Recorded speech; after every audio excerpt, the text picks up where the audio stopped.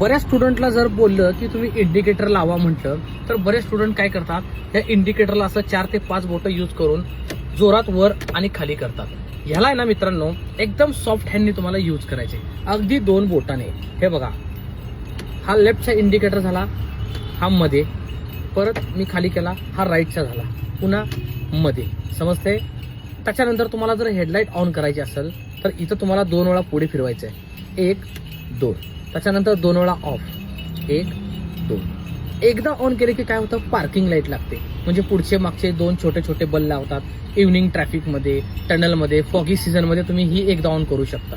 परत तुम्हाला ही ऑफ करायची. ओके, 2दा ऑन केलं की मेन हेडलाईट, 2दा बंद केलं की ऑफ झाली. त्याच्यानंतर ही अप्पर लाईट झाली, ही डिपर लाईट झाली. त्यासाठी तुम्हाला लाईट चालू करावं लागेल, 1 2. लक्षात ठेवा, ही अप्पर लाईट, ही डिपर लाईट जवळ. डिपर लाईट सिटीमध्ये यूज करतो, अप्पर लाईट जास्तीत जास्त सुनसान रोड असेल, रिकामा असेल, हायवे टाईप रोडला आपल्याला यूज करायची असते.